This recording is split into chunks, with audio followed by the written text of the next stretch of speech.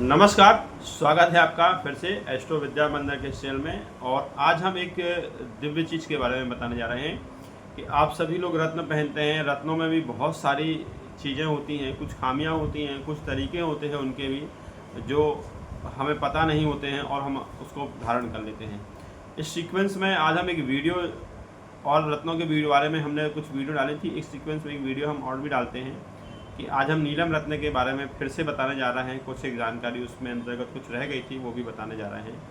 और देखिए, रत्नों का प्रयोग होता है ज्योतिष में और इनका प्रभाव भी होता है, लेकिन जितना अधिक आप सोचते हैं उतना अधिक नहीं होता। लेकिन हाँ, इस रत्नों से आपको सपोर्ट ये मिल जाता है कि आपके जीवन में कुछ मार्ग करने की शक्ति, कुछ ताकत, कुछ नज़रिया आपका चेंज हो जाता है, ताकि आप जहाँ जो काम कर रहे हैं उस काम में आप अच्छा कर सकें। अब ऐसा नहीं होता कि आप किसी रत्नों को पहन के आप रातों रात राजा बन जाएं, कोई बहुत बड़े उद्योगपति बन जाए, या रातों रात कोई बहुत बड़े इंडस्ट्री कहीं मालिक बन जाए। नहीं, ऐसा नहीं होता।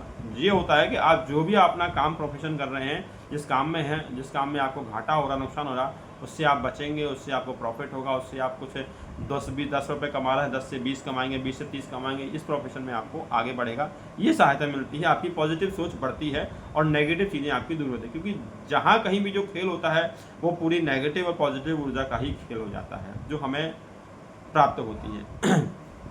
इसी संबंध में हम बताने जा रहे हैं कि नीलम किन को धारण करना चाहिए, किन को नहीं, और नीलम धारण करने की विधि वह क्या है। देखिए, नीलम जो रत्न होता है वह एक वायु तत्व का कारक होता है, क्योंकि शनि जो है वो वायु तत्व को प्रधानता ज़्यादा रहती है और वायु तत्व के कारक भी है। वायु तत्व को यह मजबूत भी करता है। विशेष रूप से ध्यान रखिएगा, जो नीलम जब भी पहनिएगा आप, तो नीलम कभी भी गोल नीलम नहीं पहना जाता है, क्योंकि नीलम की जो आकृति होती है उस पर सबसे ज़्यादा फोकस किया जाता है। वो किया जाता है चौकोर नीलम पर। चौकोर नीलम ही सबसे ज़्यादा उत्तम और अच्छा रिजल्ट उसका माना गया है, और उसका ही सबसे ज़्यादा महत्व का हमको रिजल्ट देखने को वर्णन आदि मिलते हैं। क्योंकि चौकोर आकृति जो होती है वो सभी प्रकार से चारों दिशाओं से हमको बचाती भी है, और बहुत से इसके मैटर है। पर चौकोर नीलम धारण ज़्यादा करना चाहिए, गोल को नीलम धारण ज़्यादा नहीं करना चाहिए। गोल आकृति जो होती है वह चंद्रमा और बुध से संबंधित हो जाती है, और गोल आकृति जो चंद्रमा की सबसे ज़्यादा मानी गई है, तो वो शनि से जो है उसकी अच्छी नहीं बनती है। इसलिए चौकोर आकृति को सबसे ज़्यादा माना गया है, और चौकोर आकृति जो होती है वह शुक्र की होती है, और शुक्र से शनि का संबंध थोड़ा अच्छा माना जाता है। इसलिए चौकोर नीलम सबसे ज़्यादा पहनना ही चाहिए। सबसे ज़्यादा फायदा करता है नीले रंग का नीलम हो। इससे पहनने से नीलम को भी चेक करने की वह विधि है कि वह किस प्रकार से खराब तो नहीं है कहीं, और वह अपनी कुंडली को चेक कराने के बाद ही नीलम को धारण करना चाहिए। कोई मरा या बीमार व्यक्ति के रत्न को धारण नहीं करना चाहिए। किसी के दूसरे को रत्न को लेकर धारण नहीं करना चाहिए। कोई बीमार है, कोई खराब है, नेगेटिव लोगों के रत्न कभी नहीं धारण करने चाहिए।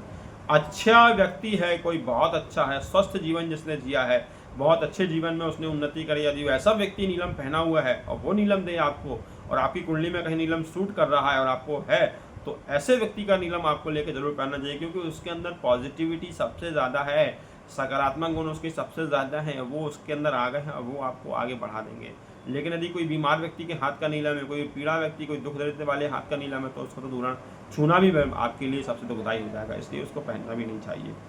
नीलम को लोहे या चांदी की अंगूठी में धारण करवाना चाहिए। सोने में नीलम को बहुत ही कम उस परिस्थिति में धारण किया जाता है, अन्यथा धारण नहीं किया जाता है।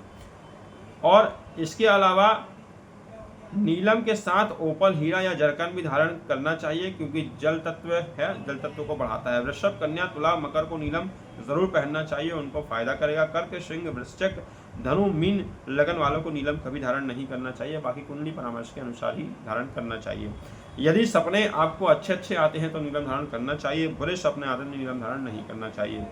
नीलम पहनने से पहले आप उसे टेस्टिंग कर सकते हैं। सब प्रकार की टेस्टिंग तो आपको पता है, आजकल तो सोशल मीडिया वायरल है। आपको जिस तरीके से आपको लगे उस तरीके से नीलम को आप टेस्ट करिए, लेकिन कुंडली के दिखाने के बाद ही करिए, पहनिए। आपको नीलम के साथ आपको माणिक नहीं पहनना है, मूंगा नहीं पहनना है, एक हाथ पे तो खासतौर पे आपको पहनना ही नहीं, मोती भी नहीं पहनना है आपको। अलग हाथ पे आप यदि उपयोगिता है तो पहन सकते हैं, अन्यथा नीलम के साथ नहीं पहन सकते। नीलम के साथ केवल ओपल, हीरा या बुद्ध का रत्न आप ज़्यादातर पहन सकते हैं, या बृहस्पति का कोई मिक्स कॉम्बिनेशन हो तो पहन सकते हैं। इसके अलावा और कुछ नहीं पहना जा सकता। विधि: नीलम को एक दिन पहले जड़वाकर तांबे के पात्र में शुद्ध जल भरकर उसमें 3 घंटे के लिए नीलम को छोड़ दें और उसके बाद उसे निकालकर अपने पूजा स्थान पर रखकर शनि के बीज मंत्रों द्वारा उसको जाप करें और बाएं हाथ की मिडिल फिंगर में हमेशा नीलम पहनना चाहिए। नीलम को कभी भी दाहिने हाथ में नहीं पहनना चाहिए, क्योंकि नीलम की जो प्रकृति होती है वह ठंडी होती है और आपकी जो बॉडी का जो पार्ट होता है वो राइट हैंड पार्ट गर्म होता है और बायां पार्ट जो होता है वो आपका ठंडा होता है। मतलब प्रकृति चलती ना कि लेफ्ट राइट टू लेफ्ट चलती, दायां स्वर बायां स्वर ऐसे चलता है, तो नीलम हमेशा बाएं हाथ में ही सबसे ज़्यादा शूट करता है और बाएं हाथ में से धारण करना चाहिए। लोहे का छल्ला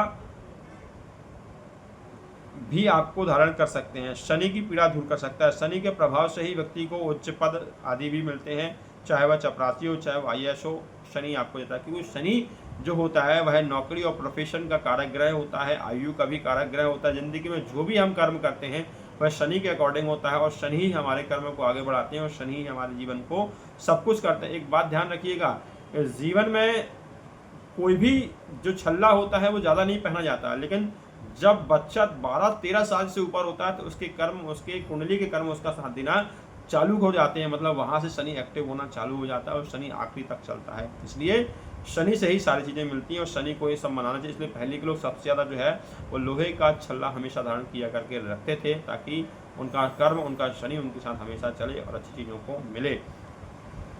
महादशा हो, अंतरदशा हो, ढैया हो, 7.5 में कष्ट हो तो इसके बाद अपने कर्मों के अनुसार भी ये फल देते हैं, क्योंकि ये न्याय प्रिय है शनि। इसलिए लोहे का छल्ला हो या नीलम हो, इसे बहुत हिसाब से ही धारण करना चाहिए और आपके यदि फेवर में है तो इसे धारण जरूर करिए और नहीं है तो नहीं करिए।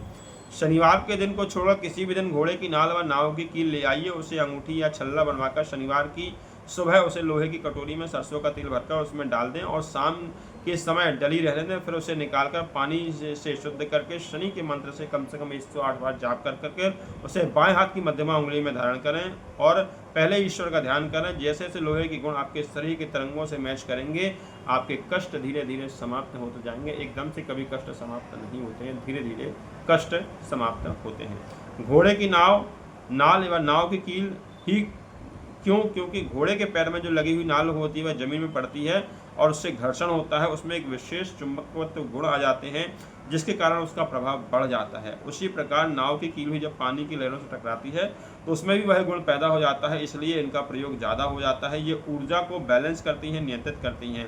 कील या नाव लाने के बाद इसे पीट कर बनवाना चाहिए, गर्म नहीं करवाना चाहिए, क्योंकि गर्म करने पर उसके गुण जो है वो समाप्त हो जाते हैं और प्रभाव खत्म हो जाता है। जब भी आप किसी से नाव की कील लाएं या घोड़े की नाल लाएं तो उसे गर्म करवा कर नहीं पिटवाना चाहिए, उसे ऐसे ही उसको पिटवा कर उसका छल्ला बनाकर आपको धारण करना चाहिए, उससे आपको लाभ होगा।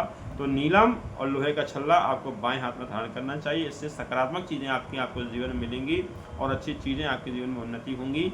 और चौकोर नीलम हमेशा फ़ायदा करता है, उसके रिजल्ट 90% सबसे अच्छे रिजल्ट मिलते हैं। गोल नीलम नहीं धारण करना चाहिए। धन्यवाद।